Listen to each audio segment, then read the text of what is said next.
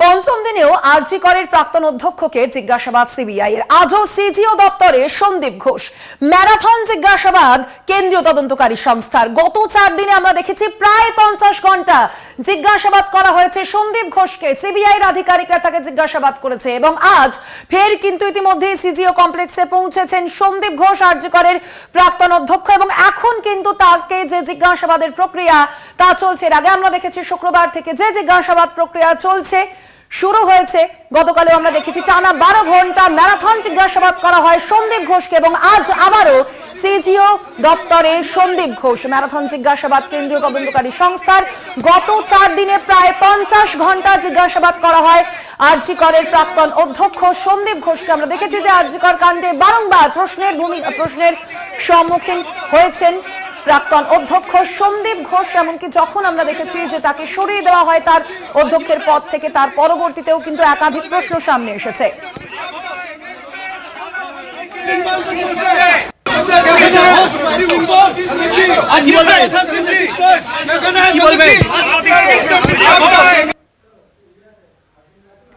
কথা বলবো, ফোন লাইনে রয়েছেন প্রতিনিধি শাকিল মুস্তাক। শাকিল, আমরা দেখতে পাচ্ছি যে একেবারে 4 দিন ধরে 50 ঘন্টা কিন্তু জিজ্ঞাসাবাদ করেছে সিবিআই এবং আজ আবারও জিজ্ঞাসাবাদ করা হচ্ছে তাকে।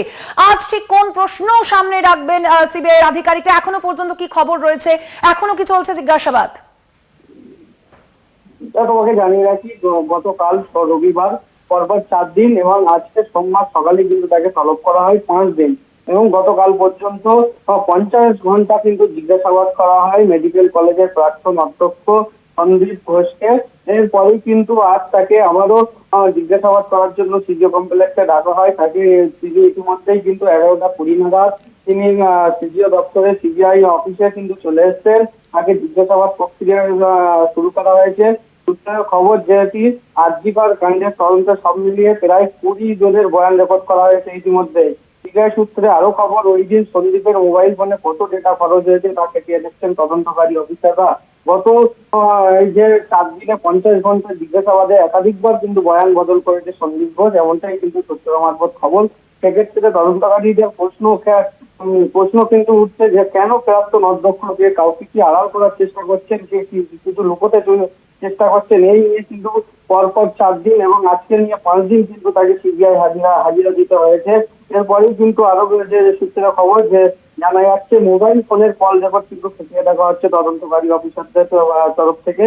ঘটনার দিন কাদের সঙ্গে কতক্ষণ কথা হয়েছিল তাও কিন্তু খতিয়ে দেখা হচ্ছে। এসএমএস করেছিল কাকে কি বার্তা পাঠিয়েছিল, বা সন্দীপ ঘোষ এসএমএস করে কাউকে কোনো বার্তা পাঠিয়েছিলেন কিনা। শাকিল, কোথাও গিয়ে সন্দীপ ঘোষের বক্তব্যের মধ্যে অসঙ্গতি খুঁজে পাওয়ার কারণেই কি তাকে এতবার জিজ্ঞাসাবাদ? একদমই কিন্তু সিবিআই সূত্রে যেটি খবর, তার বক্তব্যের কিন্তু যে 4 দিন গত 4 দিন ডাকা হয়েছিল, সেই 4 দিনের কিন্তু এক একদিন এক এক রকম বক্তব্য। জিজ্ঞাসাবাদের কোনো প্রশ্ন কিন্তু এড়িয়ে যাচ্ছে, প্রশ্ন যে সিবিআই তরফ থেকে করাচ্ছে সেটা প্রশ্ন কিন্তু এড়িয়ে যাচ্ছে এই সন্দীপ ঘোষ। এরপরেই কিন্তু আজকে তাকে আবার কিন্তু জিজ্ঞাসাবাদ প্রক্রিয়া শুরু করা হয়েছে। ধন্যবাদ তোমায়। আমরা কথা বলছিলাম, ফোন লাইনে ছিলেন প্রতিনিধি শাকিল মুস্তাক।